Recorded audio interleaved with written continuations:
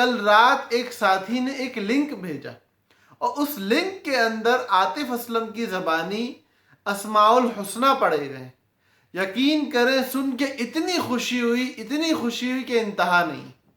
کیوں خوشی ہوئی؟ اسماء الحسنہ ہم بچپن سے سنتے آ رہے ہیں اور ہماری تو گھٹی میں شامل ہے، اللہ کا شکر ہے. اور ہم لوگوں کو تو اسماء الحسنہ کی بڑی بڑی فضائل وہ ساری چیزیں سامنے ہیں. ہماری تو کوشش ہوتی ہے اپنے بچوں کو بھی یاد کرائیں، اپنے ملنے والوں کو بھی یاد کرائیں. عاطف اسلم نے پڑھ لیا، بہت اچھی بات ہے. خوشی کس بات کی ہوئی؟ خوشی اس بات کی ہوئی کہ یار اللہ رب العزت جس بندے سے جب چاہیں جیسا کام لینا چاہیں لے سکتے ہیں. اللہ پاک اگر کسی کو قبول کرنے پہ آئے تو کوئی روک نہیں سکتا. اور جب اللہ پاک کسی بندے سے اس طرح کا کام لے لے کہ اللہ نے اس سے اسماء الحسنہ پڑھوائے، رمضان کے مہینے میں پڑھوائے، اور ریلیز کی ڈیٹ ان لوگوں نے رکھی جمعے کی رات، شب جمعہ، مبارک وقت، مبارک گھڑی، 21ویں شب میں ریلیز ہوا. خیر میں یہ نہیں کہہ رہا کہ وہ جو اس اسٹوڈیو میں جتنے کام ہو رہے ہیں وہ سب جائز ہیں، میں کسی ناجائز چیز کو جائز نہیں کہہ رہا، لیکن ایک بندے کے اندر سے خیر کی وائبز کا آنا، خیر کی شعاؤں کا اس میں سے نکلنا اور اس بندے سے خیر پھیلنے کی امید کا ہونا، یار یقین کرو اللہ پاک محتاج نہیں ہے. اور ان لوگوں کے آنے سے، اس قسم کے مجمع کے اس طرح کے کام کرنے سے ان لوگوں تک بات پہنچتی جو ہمیں نہیں سنتے، جو علماء کو سننا پسند نہیں کرتے، اور اللہ پاک ان لوگوں کے ذریعے سے ان میں کام کراتا ہے اور کمال کراتا ہے.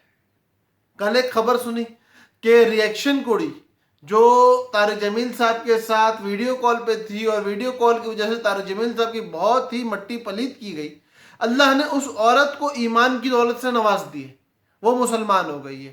اللہ جانے خبر سچ ہے یا جھوٹ، تحقیق نہیں کی ہے، لیکن وہ خبر سنی ہے اور ایک جگہ پڑھی اور پڑھ کے دل خوش ہو گیا، دل باغ باغ ہو گیا، اور ایک عجیب سی کیفیت دل کی بن گئی کہ یار اللہ پاک ہمارا محتاج نہیں ہے.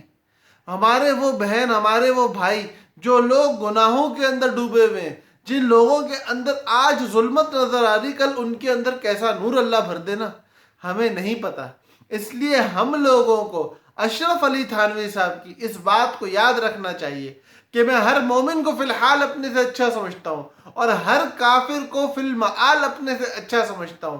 ہر مومن کیا پتا اس کی کون سی نیکی اللہ کے یہاں مقبول ہو، بظاہر بڑا گناہ گار ہے لیکن اللہ کے ہاں اس کا کیا مرتبہ ہے کیا پتا.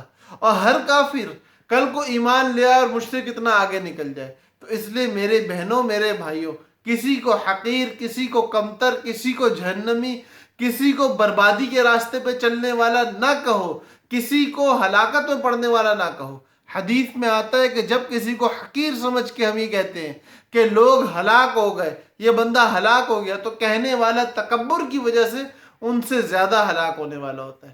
اللہ پاک ہم لوگوں کو دین سمجھنے کی توفیق دے، اور جو لوگ اس طرح کے آگے آتے ہیں، محنت کرتے ہیں، دین کے اندر کوئی ایسی بات کر جاتے ہیں کہ ان کی برکت سے ہزاروں لاکھوں لوگوں کے ہدایت کا کام ہو سکتا ہے، تو ہم اس کام کی سپورٹ کرنے والے بنیں، اس کام کے خلاف ایسی سازشیں کرنے والے نہ بنیں کہ اس سے خیر پھیلنے کے بجائے ہماری وجہ سے شر پھیلے.